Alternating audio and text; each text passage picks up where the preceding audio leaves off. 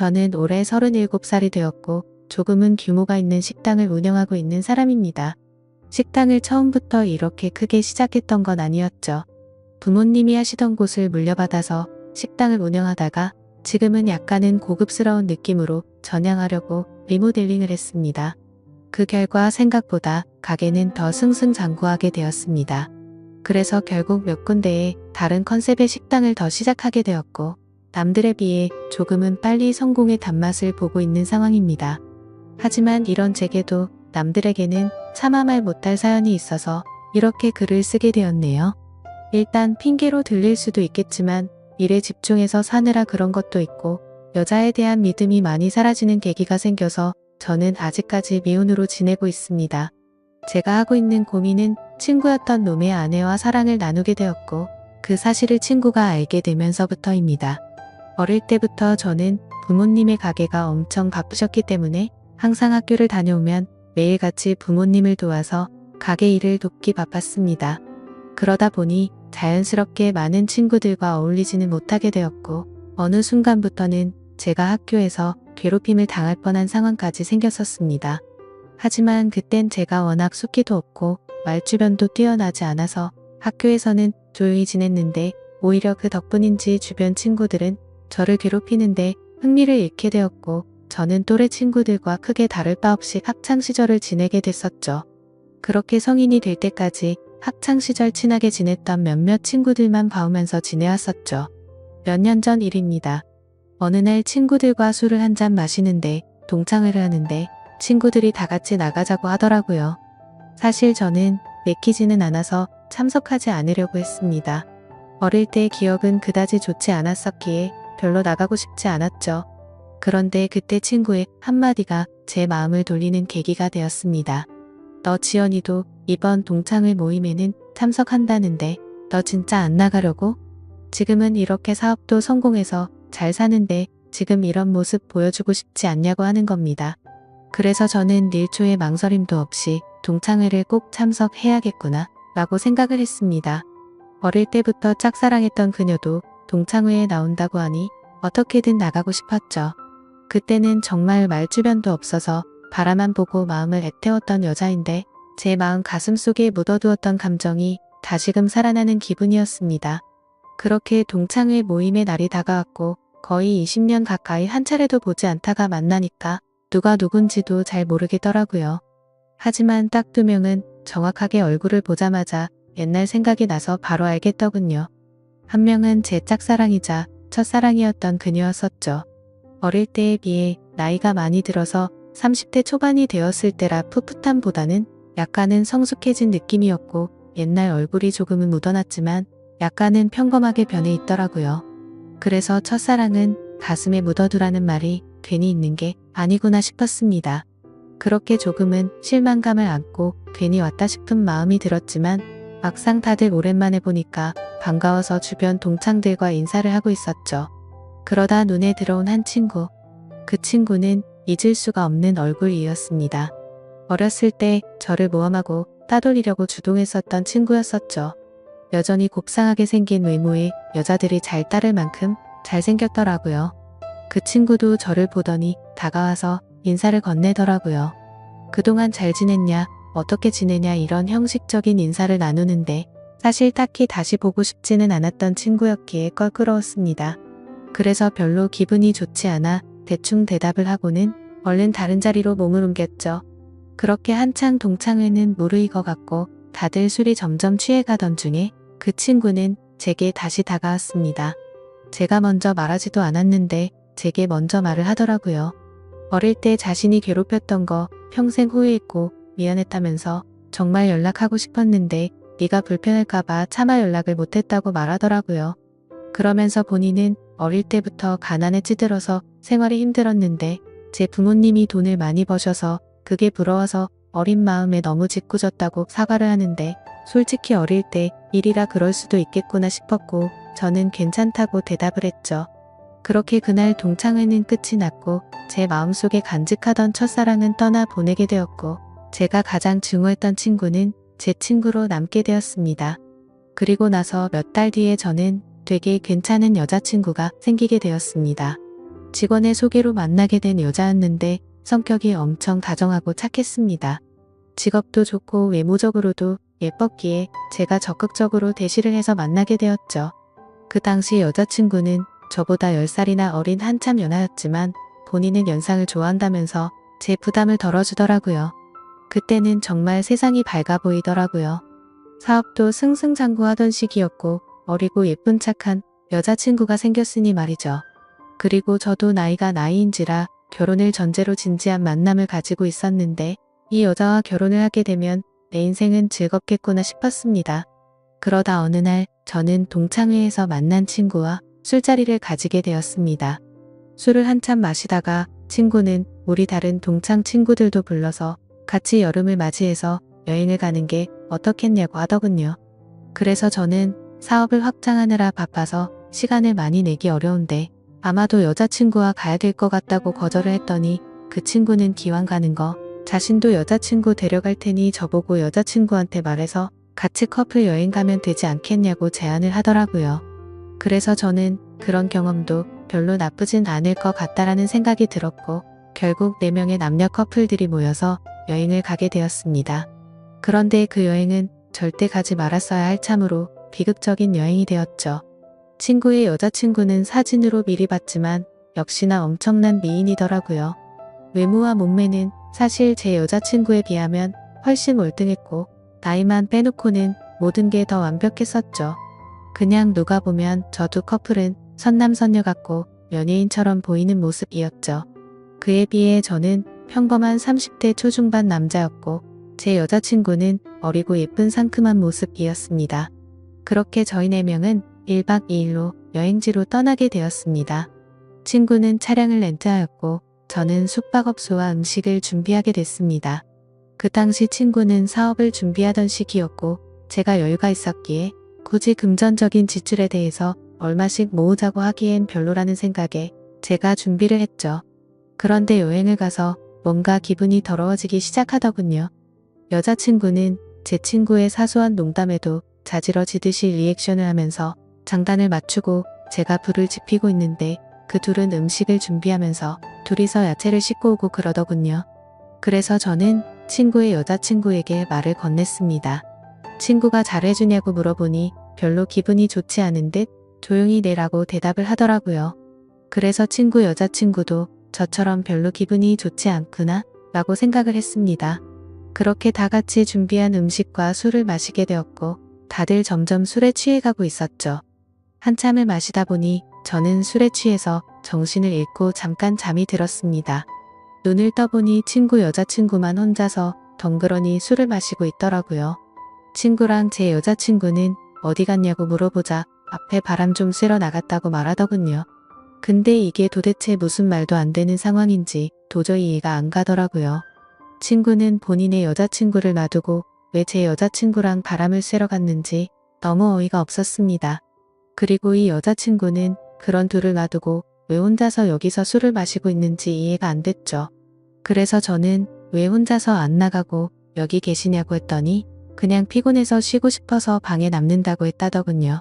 저는 기분이 불쾌해서 곧장 여자친구를 찾으러 밖으로 나갔습니다.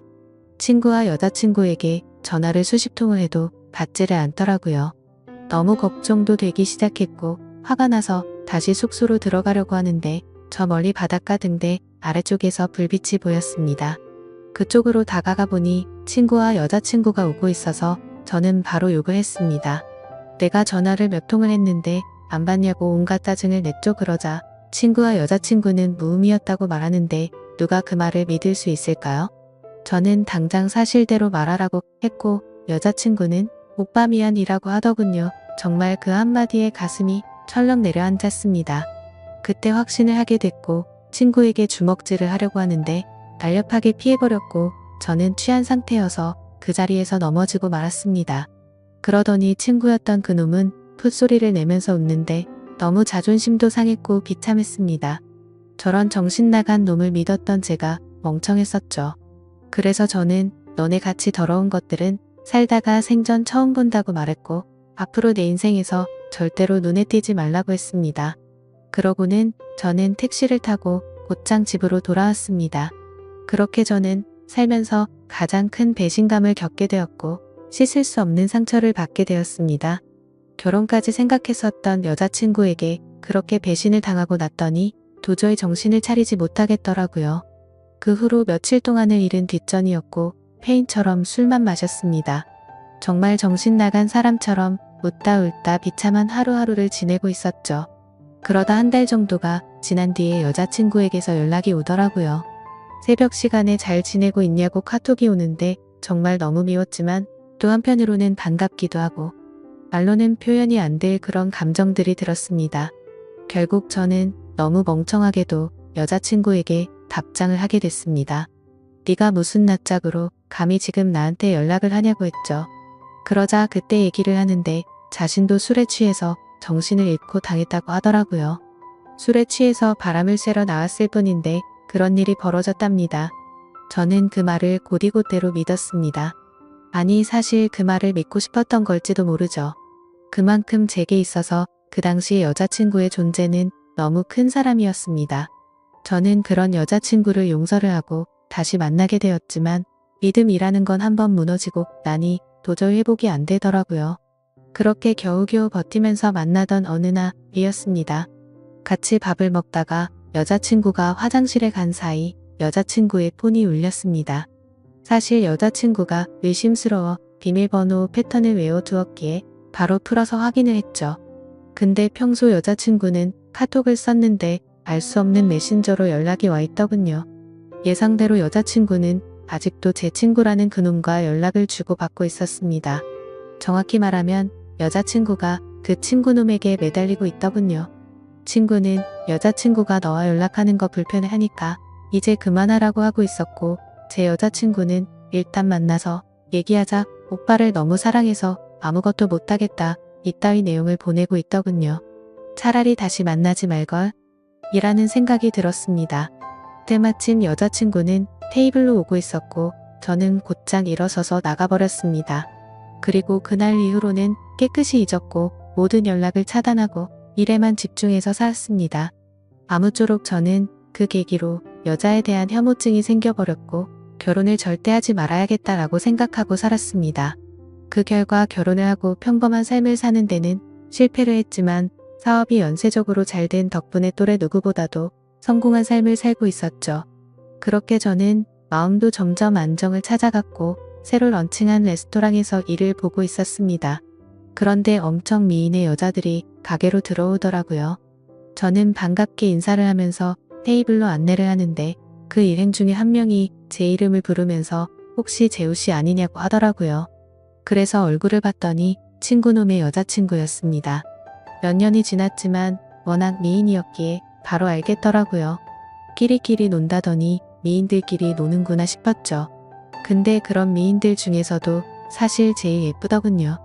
아무튼 그녀의 주변 친구들이 아는 분이냐고 물어댔고 그녀는 예전에 알게 된 분이라며 혹시 여기도 새로 오픈한 곳이냐고 묻더라고요. 저는 맞다고 대답을 했고 주변에 있던 사람들이 어떻게 이렇게 젊은 나이에 이렇게 좋은 자리에 큰 레스토랑을 열었냐면서 다들 놀라워하는데 괜히 으슥하더군요. 그래서 즐거운 시간 보내라고 하고는 뭔가 잘난 척이 하고 싶었던 건지 비싼 와인을 서비스로 내주었죠. 그렇게 그날 이후로 그녀는 이따금씩 저희 레스토랑에 찾아오고는 했고 가벼운 인사들만 나눴습니다.